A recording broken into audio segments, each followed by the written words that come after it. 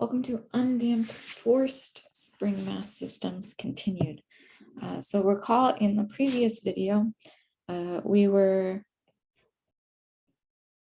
considering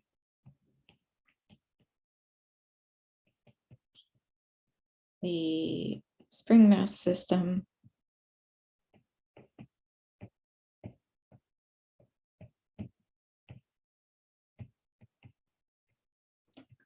modeled by the IVP y double prime plus omega naught squared y equal to f naught over the mass times cosine of omega t. And we had solved the system or with initial conditions y of 0 equals 0 and y prime of 0 equals 0. And we had solved the case where omega did not equal omega naught.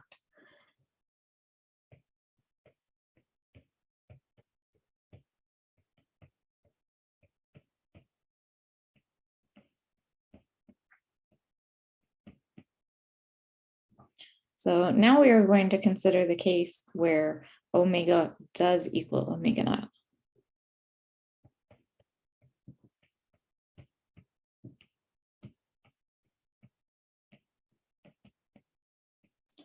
So our general solution still stays, the homogeneous solution still stays the same.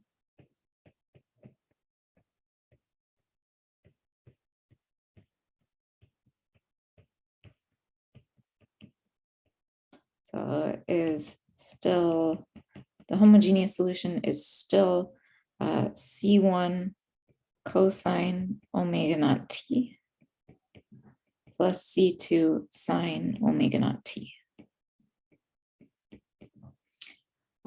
Where it comes into the different condition is for the what we have to do for our guess. So for our particular solution,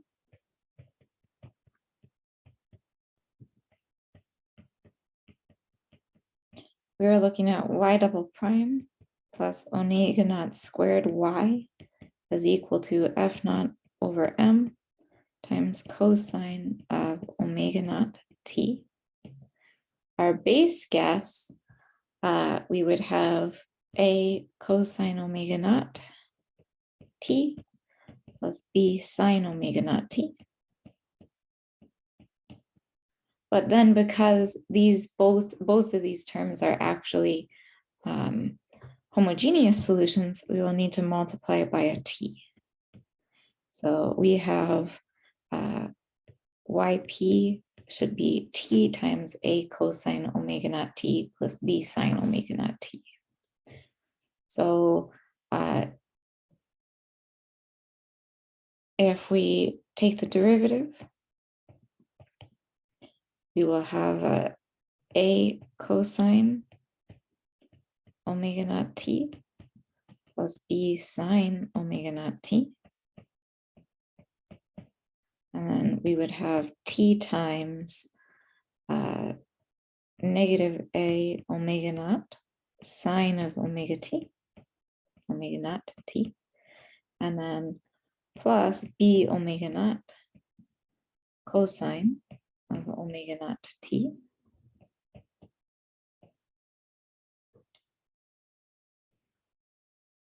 Or rewriting this, we have a plus b omega naught t times cosine omega naught t, and then plus b minus a omega naught t times sine of omega naught t. And so taking the second derivative, yp double prime, we would have b times omega naught times cosine of omega naught t. And then we would have minus a plus b omega naught t times omega naught sine of omega naught t. And then plus, we would have negative a omega naught times sine of omega naught t. And then plus b minus a omega naught times omega naught. And this actually would be a minus out front here. So minus b minus a omega naught times omega naught t times omega naught times sine of omega naught t. And again, if we rearrange these, our coefficient in front of cosine, I apologize.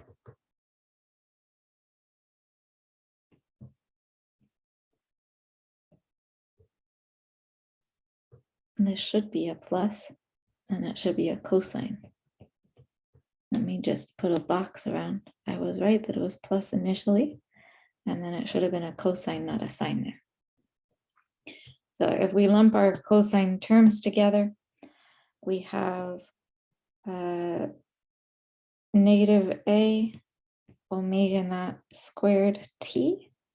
And then we have a plus b omega naught plus another b omega naught. So we have plus 2b omega naught times cosine omega naught t.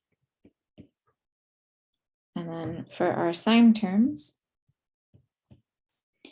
we have a negative b omega naught squared t. Then we have a minus a omega naught and a minus a omega naught, so minus 2a omega naught times sine omega naught t. I apologize, that should have been a plus, not an equal sign there. So if we plug this into our system, so plugging into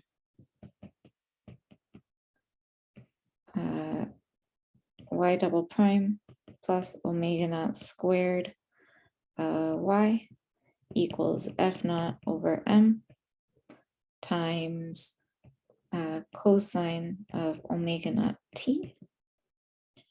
We have negative a omega naught squared t plus 2b omega naught times cosine omega naught t,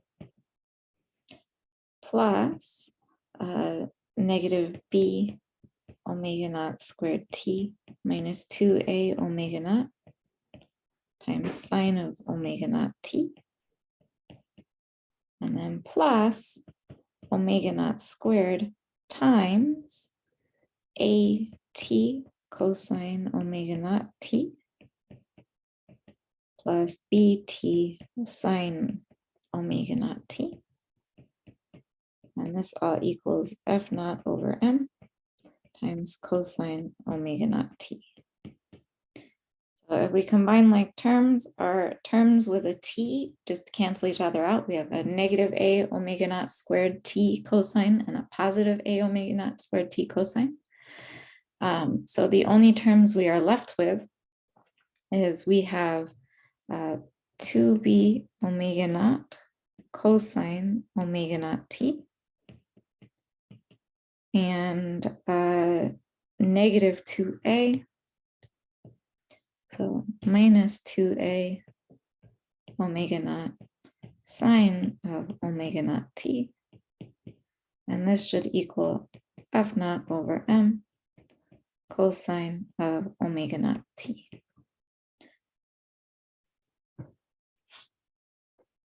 So from here, we get the 2b omega naught should equal f naught over m, and negative 2a omega naught should just equal 0. There's no sine term on the right-hand side. So we get that b should be f naught divided by 2 omega naught m, and a should just be equal to 0. So we get that our yp is F naught over 2 omega naught m times, B was my sine term, so times t, and then times sine of omega naught t. We have general solution.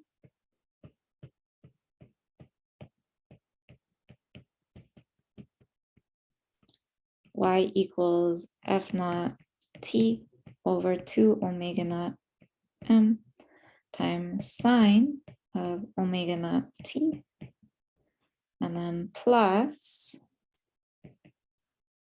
I'm going to move this to the next page for those of you reading through the PDF notes.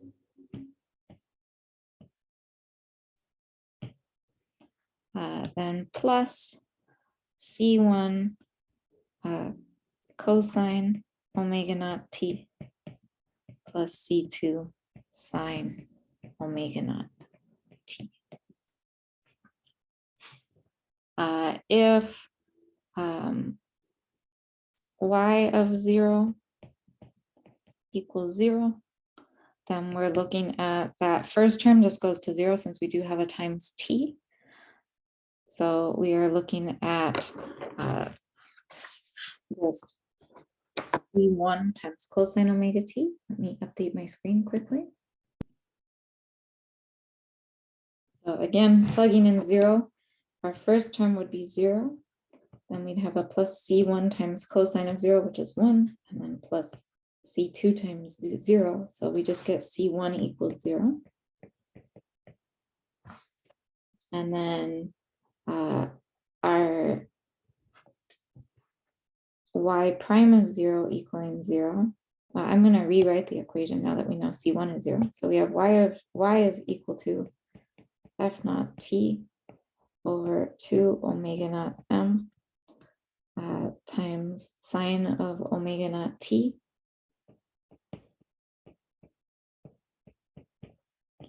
plus C2 sine of omega naught t.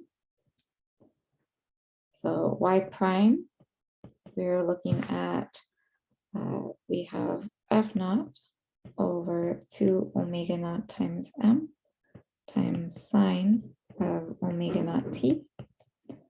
And then we would have plus, we'd multiply by omega naught, and we'd just be left with F naught over 2m times cosine of omega naught t.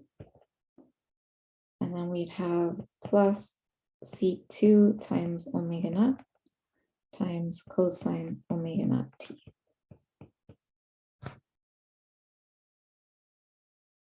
Sorry, I lost a t. My first cosine term there should have had a t in front. So if y prime of 0 is equal to 0, then we have that first term is 0, our second term is 0, and our last term is C2. And so we in fact get that C2 is also equal to 0. And so our final solution, we just have y of t is equal to F naught over 2 omega naught m times t times sine omega naught t. So this is different from what we had previously. The previous one, we had a sine multiplied by another sine, and so we had sort of oscillations within a wider oscillation. In this case, we actually wind up with essentially our bounds are a linear function, and over time the oscillations will just get wider and wider and wider. So our amplitude is growing. F naught over 2 omega naught m times t is our amplitude. And then our oscillations will just get wider and wider and wider. So this is what happens if the frequencies match, it essentially just continues to grow in amplitude. Versus if the frequencies don't match, we kind of grow and shrink in amplitude as time passes.